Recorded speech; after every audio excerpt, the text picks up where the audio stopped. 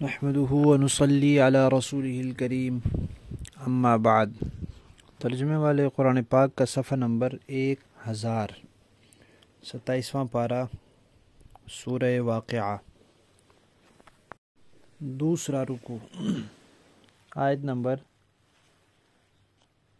63 تا 74۔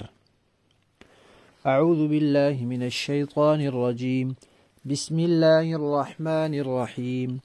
افرأیتم ما تحرثون اانتم تزرعونه ام نحن الزارعون لو نشاء لجعلناه حطاما فظلتم تفكهون إنا لمغرمون بل نحن محرومون أفرأيتم الماء الذي تشربون أأنتم أنزلتموه من المزن أم نحن المنزلون لو نشاء جعلناه أجاجا فلولا تشكرون أفرأيتم النار التي تورون أأنتم أنشأتم شجرتها أم نحن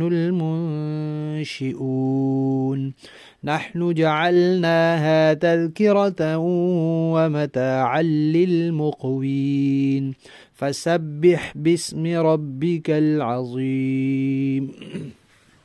صدق اللہ العظیم۔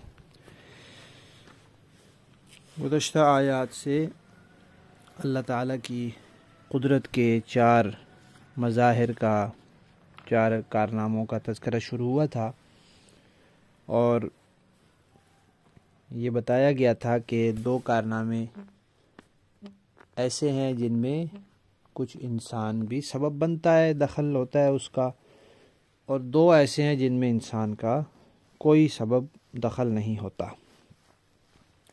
تو پہلا ذکر کیا تھا کہ اللہ نے انسان کو پیدا کیا ہے۔ اب اس میں انسان صرف کیا کرتا ہے کہ وہ مادہ جو ہے وہ منتقل کر دیتا ہے، اور اس کے بعد اس سے پھر انسان اللہ بناتے ہیں۔ اب دوسری مثال ہے کہ انسان جو بیج بوتا ہے کسی درخت کا، کسی بیل کا، کسی کھیتی کا،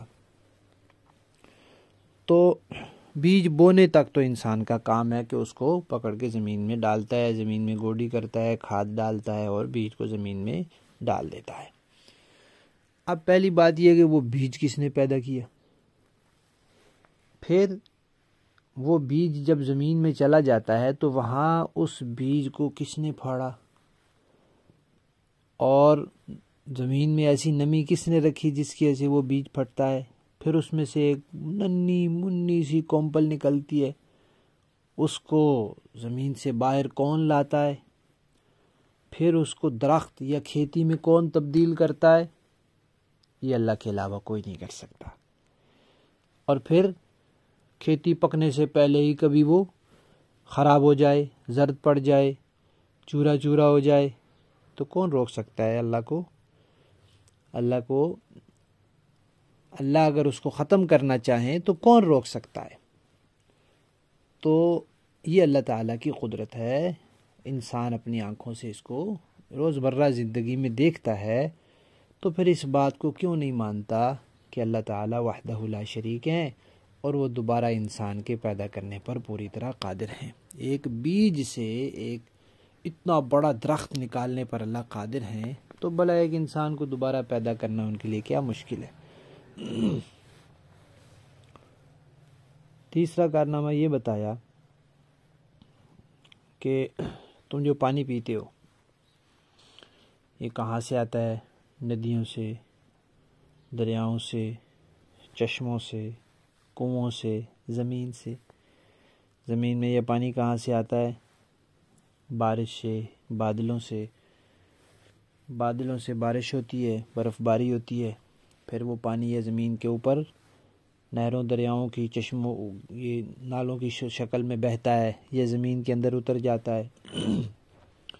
اب یہ بادلوں سے پانی کون برساتا ہے؟ تمہارا اس میں کوئی دخل ہے؟ کچھ بھی نہیں ہے۔ بادل پانی کہاں سے لاتے ہیں؟ سمندر سے۔ سمندر کا پانی تو کڑوا ہوتا ہے، کھارا ہوتا ہے۔ کس نے بادل میں ایسے فلٹر لگائے ہیں کہ وہ پانی جب بادلوں سے ہو کر آتا ہے تو میٹھا ہوتا ہے، تازہ ہوتا ہے، مزیدار ہوتا ہے، صاف شفاف ہوتا ہے۔ یہ کام صرف اللہ کر سکتے ہیں۔ تو جو اللہ کھارے پانی کو میٹھا کر سکتے ہیں، وہ اللہ انسان کو دوبارہ پیدا کیوں نہیں کر سکتے؟ چوتھا کارنامہ فرمایا کہ عرب کے اندر 2 درخت اللہ تعالیٰ نے پیدا کیے۔ سورہ یاسین میں ان کا تذکرہ گزرا ہے کہ ان کو آپس میں رگڑنے سے آگ نکلتی ہے۔ سبز ٹہنیاں، ہری بھری ٹہنیوں کو رگڑنے سے آگ نکلتی ہے۔ اور بانس کے بارے میں بھی لکھا ہے کہ بانس کے ہرے بھرے درخت کبھی ٹکرا جاتے ہیں تو آگ لگ جاتی ہے۔ اور ہمارے یہاں 2 پتھر ہوتے ہیں چخماق، ان کو رگڑنے سے آگ نکلتی ہے، یہ ماچس کا کام کرتے ہیں۔ جیسے تیلی کو رگڑنے سے ماچس پر آگ نکلتی ہے، ایسے چخماق پتھروں کو رگڑنے سے بھی آگ کی چنگاریاں نکلتی ہیں۔ اور ان درختوں کے بھی، ایک کا نام تھا عفار اور ایک کا نام تھا مرخ۔ اب ان درختوں میں یہ آگ کس نے پیدا کی؟ انسان کے اس میں کوئی دخل نہیں۔ تو جو اللہ ہرے بھرے سرسبز درخت سے آگ نکال سکتے ہیں، ان کے لیے بھلا انسان کو پیدا کرنا کیا مشکل ہے؟ پھر اس درخت کو اللہ فرماتے ہیں، اس آگ کو اور اس درخت کو ہم نے تمہارے لیے نشانی بنایا، نصیحت حاصل کرنے کی چیز بنایا۔ کیسے؟ کہ ایک تو اللہ تعالیٰ کی نعمتیں ہیں، اس نعمت پر یہ نعمت یاد کراتی ہے کہ اللہ کا شکر ادا کرو، اور پھر یہ آگ ہے، یہ دوزخ کی آگ کی بھی یاد دہانی کراتی ہے۔ اور فرمایا کہ جو لوگ صحراؤں کے مسافر ہوتے ہیں، جہاں ان کو اور کوئی چیز نہیں ملتی، وہاں اگر ان کو یہ درخت مل جائے تو ان کو، مسافروں کو بہت بڑی ضرورت ہوتی ہے آگ جلانے کی، تو وہ ان کے لیے بہت ہی فائدے کی چیز ہے تو سب کے لیے فائدے کی چیز، لیکن ان کے پاس اور اسباب نہیں ہوتے تو پھر ان کے لیے بہت ہی زیادہ فائدہ مند ثابت ہوتا ہے۔ تو یہ اللہ تعالیٰ کی قدرت کے نمونے ہیں۔ بس جو اللہ یہ سب کر سکتے ہیں اور کوئی نہیں یہ کام کر سکتا، تو پھر اس اکیلے اللہ کو وحدہ لا شریک کیوں نہیں مانتے؟ اس اللہ کو ہی اکیلا خدا کیوں نہیں مانتے؟ اور اس اللہ کی بتائی ہوئی بات آخرت پر تم یقین کیوں نہیں رکھتے؟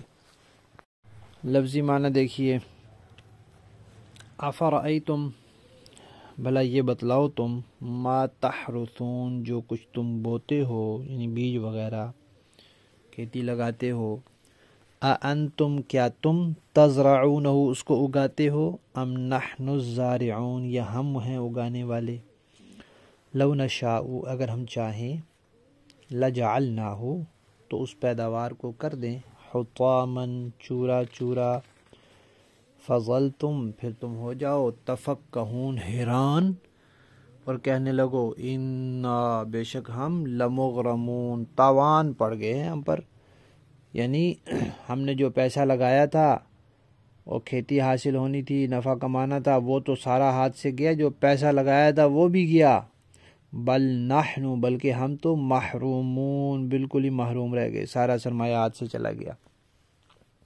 افرأیتم، اور بھلا یہ بتلاؤ تم، الماء، پانی، الذی، جو، تشربون، تم پیتے ہو، ساری زندگی پانی پیتے پیتے گزارتے ہو، انتم، کیا تم نے، انزلتموہ، اس پانی کو اتارا ہے، من المزن، بادل سے، ام نحن، یا ہم ہیں، المنزلون، اتارنے والے، لو نشاء، اگر ہم چاہیں، جعلناہ، تو کر دیں اس پانی کو، اجاجن، کڑوا، فلولا تشکرون، تم کیوں نہیں شکر گزار بنتے؟